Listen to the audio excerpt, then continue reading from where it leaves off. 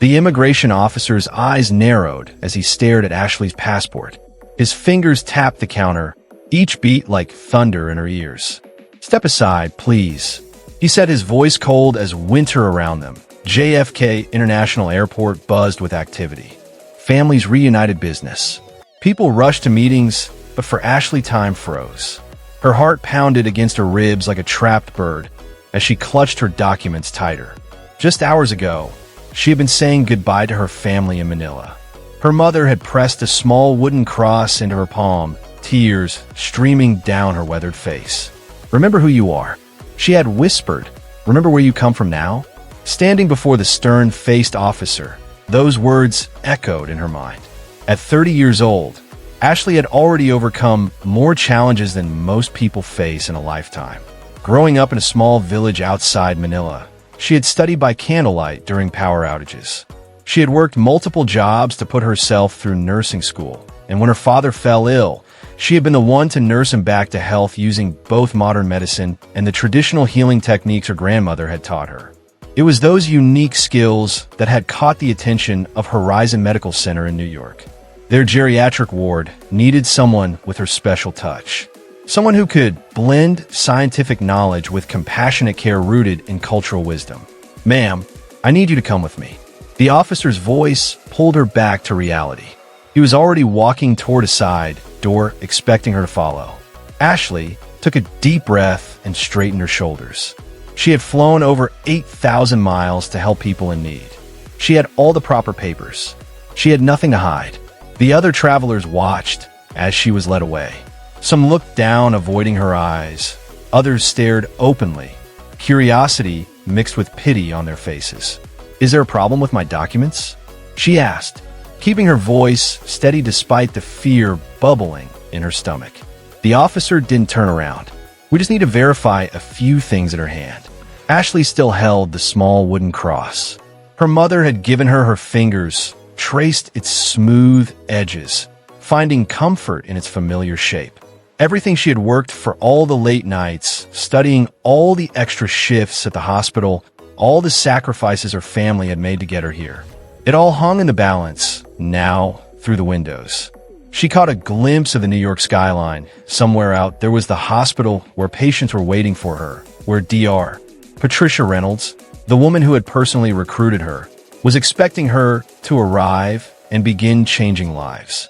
Little did Ashley know that the next 24 hours would test not just her credentials, but her very identity, and that before this ordeal was over, the man who now looked at her with suspicion would come to understand just how wrong first impressions could be.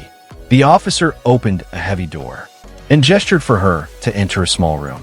"Wait here," he said, closing the door behind her. Ashley sat down, her suitcase at her feet, and prepared for the battle ahead. Not a battle fought with angry words or raised voices, but with the quiet strength that had carried her family through generations of hardship. "I am Ashley M.," she whispered to herself. "I am a nurse.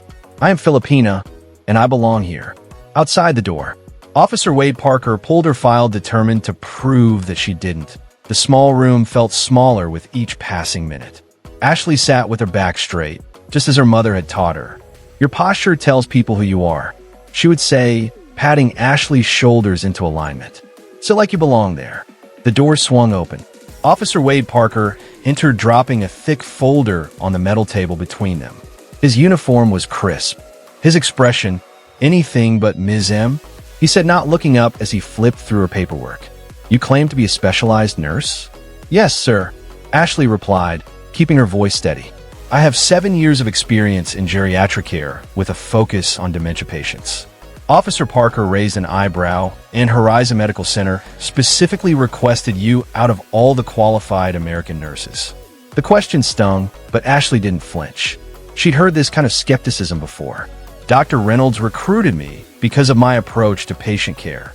I combine modern medical practices with traditional Filipino techniques that have shown promising results for elderly patients." Officer Parker scoffed. "Traditional techniques." He said the words like they tasted bitter. "We have advanced medicine here in America, the most advanced in the world." Ashley nodded. "Yes, sir, and I'm trained in those methods too." I graduated top of my class, but some patients need more than just medicine. She thought of her grandmother, how she would sing old Filipino songs to soothe pain, how her gentle hands knew exactly where to press to ease aching joints. These weren't tricks or superstitions. They were wisdom passed down through generations. Your nursing license, Officer Parker, continued holding up her credentials as if examining them for forgery. It says you specialized in alternative pain management. What exactly does that mean?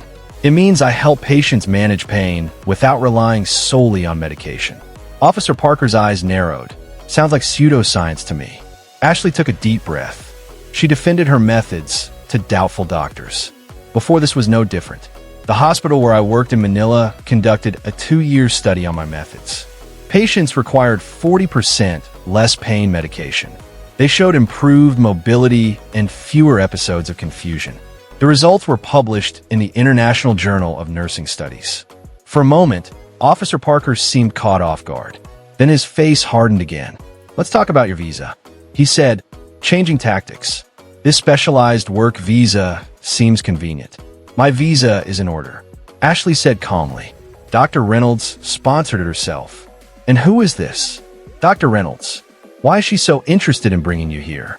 Looking back now, Ashley M. smiles as she walks through the expanded geriatric ward where her Filipino care techniques have become standard practice.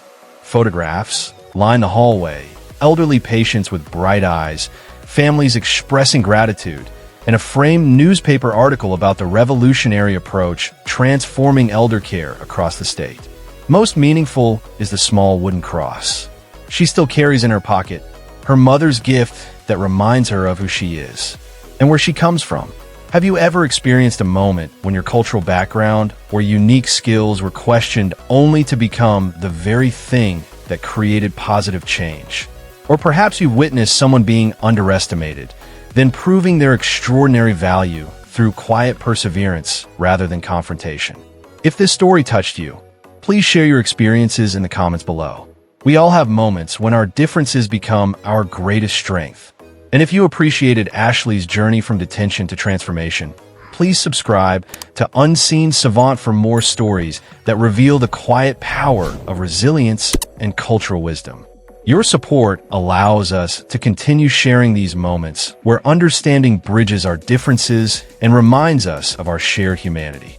Sometimes the most profound changes begin with a single person standing firmly in their truth, waiting patiently for others to see.